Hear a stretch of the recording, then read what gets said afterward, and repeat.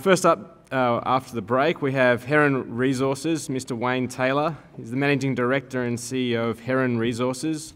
Wayne is a mining engineer with over 30 years' experience, including senior roles with Western Mining Corporation and Glencore.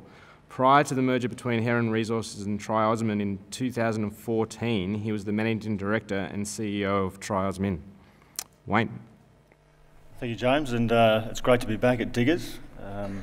Look, thanks for coming along to hear our story and update. Last year I would have presented the results of our feasibility study on our Woodlawn project. Also mentioned that we were getting into the financing process on it, and as you might gather from our title page, I've got obviously some news around advancements we've made on that front. We've also taken the time to get ourselves ready for construction and also taken the opportunity to clean up our project portfolio and provide a return back to our shareholders.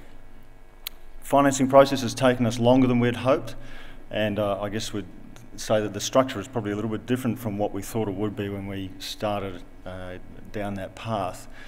That said, we've had some great support from some industry groups that's set us now on the pathway to get this project actually built. The fine print, so there is a disclaimer on forward-looking statements, compliance with JORC and NI 43101. We are also listed on the TSX. But also importantly, we will talk about a zinc equivalent grade. We're polymetallic, so we've got zinc, copper, lead, silver and gold. It gets to be a bit of a mouthful. So we convert that for simplicity back to a zinc equivalent, and the details on how we do that are on this slide, and it does take into account things like payabilities and recoveries. Just to provide a quick snapshot of what we're on about here, we're on about developing the Woodlawn project. As mentioned, it's polymetallic. Our primary commodity is zinc, but we also have appreciable copper, lead, silver and gold in that order from revenue contribution. The feasibility study that we delivered to the market around the middle of last year provided a compelling case to see the project move forward, and thus we entered into a financing process. Granted mining lease, all the project approvals are in place, allowing us to start as soon as we're ready. Really great infrastructure, and that goes largely back to the fact that this operation ran for 20 years, 1978 to 1998. The infrastructure is in extremely good condition, and it provides us with a ready walk-up start. Got some really good exploration upside, and down the bottom of this image you can see a piece of the recent core that we pulled out from some of our exploration drilling. That's running 23% zinc, around 14 lead and 6% copper with a little bit of silver and gold in it. It's a very pretty core and high metal content. Zinc, as mentioned, is our primary commodity. We really like the market fundamentals here. It's a simple case of supply is not meeting demand, and that's forecast to continue for a decent period. The funding, we've secured a funding package of $240 million Australian, and that will see us all the way through to production, and we'll talk a little bit about that structure. That should see us start construction. We'll have a soil turning event a little bit later this month, and lead us into first production at the very tail end of next year, start of 2019. Project portfolio, we've got a great regional package around Woodlawn, but also importantly our non-Woodlawn assets have been spun out into Ardea Resources, which listed earlier this year. Our shareholders received an in-species distribution of those shares, and through the good work of Ian, Matt and Katina in Ardea, that's now trading at around 4 to 4.5 times the listing price.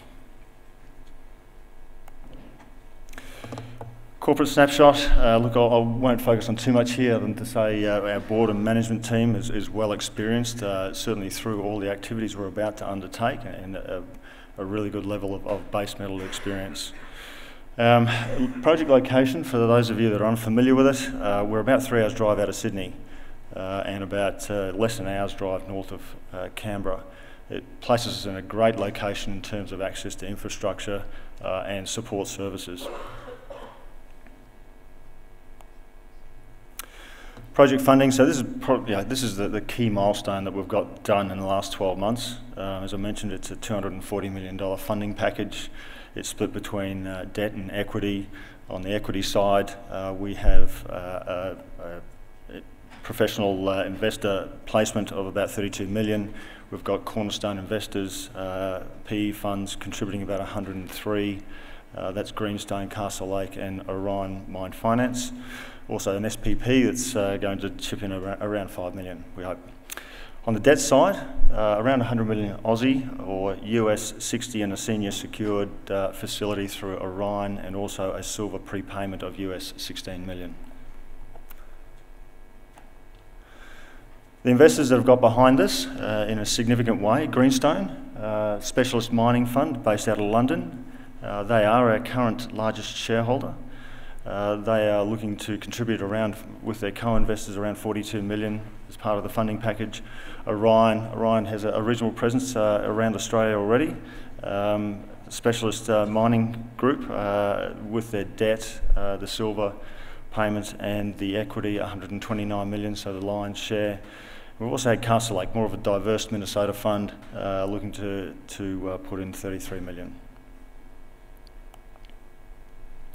Turning to the zinc market, and I'm sure we've seen a lot of these sorts of charts, the stock positions there in the shaded green, reducing over the last couple of years. So, and the fundamentals of supply not meeting demand, the stocks clearly insulate the market, and we have started to see a reasonable uptick in the price for zinc.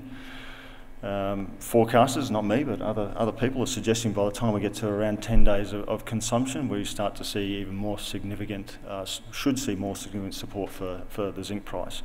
Currently sitting around 11.5 days, so well on the way to get there.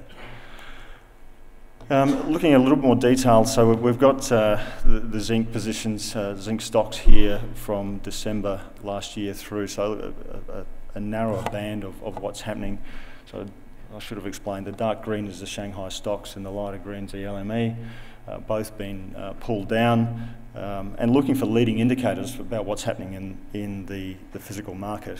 And you can actually see that in the treatment charges that we will incur to convert our concentrates into metal. What we have seen is a resetting of the benchmark TCs, so the longer term treatment charges that you're likely to achieve in the marketplace. The benchmark TC last quarter last year, you would have been paying about $249 US per tonne to convert to metal. That's been reset to 172, massive drop. The other significant feature is escalators have been reduced or taken out completely, which means there's now no variation irrespective of what happens to the zinc price. That happens on very rare occasions in these markets, and what it does tell you is that the balance of power sits with the miners at the moment in terms of setting these sorts of terms. So treatment charges, it tells you what is coming into the market at the front end, and it's telling you right now that there's not a lot of material around and not expected to be a lot of material around in the sort of medium term. Woodlawn, it is a high quality deposit, and one way to measure that is to look at the grades, and we have some work here from Terra Studio. It converts global zinc deposits into a zinc equivalent grade, and you'll see a bar on the left hand side there. Woodlawn Underground sits in the top 10% of deposits in the world. And if we combine our tailings retreatment resources into the mix as well, we still sit in the top half. So it is a high grade, high quality deposit. The site, to give you the lay of the land, so with the southern tablelands here, in the background you can see Lake George. If you've ever done this run from Sydney down to Canberra, the Federal Highway sits the other side of that lake. As I mentioned, this is a former operation, so it ran for 20 years, so it's heavily disturbed. In terms of infrastructure, we've got sealed roads to within about 350 metres of the site. We've got a substation that's hooked into New South Wales grid, similar sort of distance. Roads and power reticulated around the side of Borefield out near Lake George. It's in place and operational. It really is a great walk-up start. Just to recap on the results from our feasibility study, so we did put these numbers out last year, around the middle of the year. We have reserve contribution. So this is all done to 43101, so these only reserves. There's no inferred material in this plan. It's what we consider a starter case. We looked at the underground and converted enough of the resources into reserves to get the project financed. So we've got 2.8 million tonnes on the underground and about 9.5 million tonnes of the tailings. And interestingly, the tailings runs about 6% zinc equivalent, so it's relatively high grade. That gives us a 9.3-year mine life, appreciable production of zinc, around 40,000 tonnes a year, 10 of copper and 12 of lead. Good financial results, C1 cost of -6 cents a pound post byproduct credits, which puts it in the lower half of the cost curve. Revenue contribution at the bottom there, zinc a bit over half the revenue base, followed by copper, then lead and contribution from the precious metals. Infrastructure, I've talked about this, I won't spend too much time on it, but great access, great power. We've got about 400,000 people in driving distance to the site. Water, Port Kembla, 200 k's away, and we're building a high calibre operational team on site, and we've certainly made a number of additions in the last 12 months.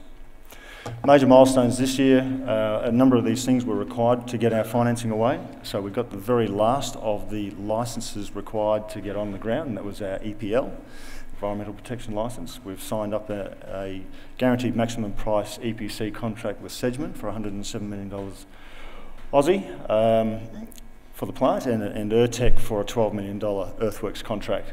Offtake with Louis Dreyfus, fantastic terms, very competitive market. Very pleased to have partnered up with them for the first 3 years of our production.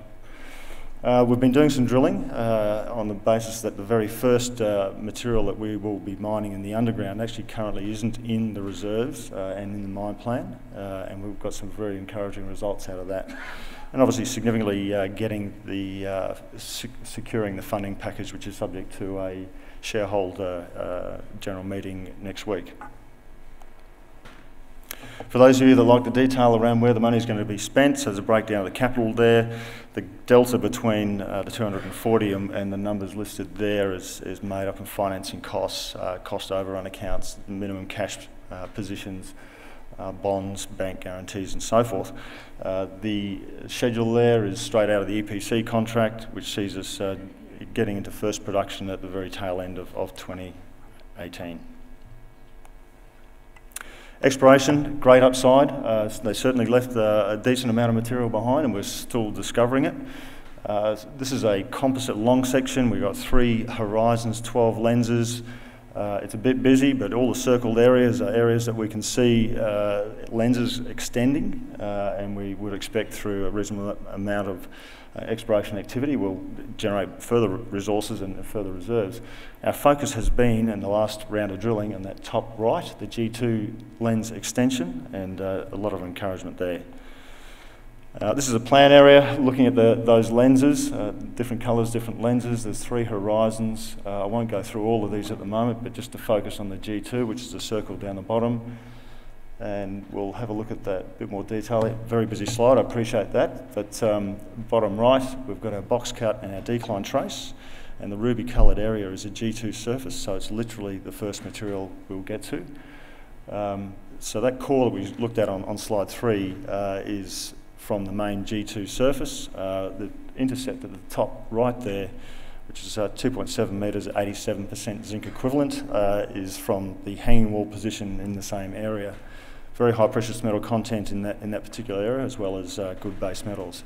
So I'll go back and I'll sort of reiterate that this is a quality ore body, some magnificent grades. Regional position, I'm just about out of time, so it looks like timing's not bad. We've got about 1,000 square kilometres here, a number of good prospects around the place. We're currently drilling at Currawang. First drilling has been undertaken in there probably for possibly 20, 30 years. I really haven't had a look, but we see a lot of encouragement out of some of these positions. To wrap it up, look, we really like zinc. It's a great commodity. The fundamentals are clearly there. There's no smoke and mirrors about it. We're also seeing some good support for copper in recent times as well, so a good metal mix. Woodlawn, it is a quality project, great ore body. Feasibility has given us a good business case to take it forward. Clearly we're permitted, the infrastructure's there, great exploration upside. We've got a great regional position here to build on, We have cleaned up our portfolio, so we're now purely focused on Woodlawn, and we've now secured the development funding. So I think that's where I'll leave it. Thank you very much.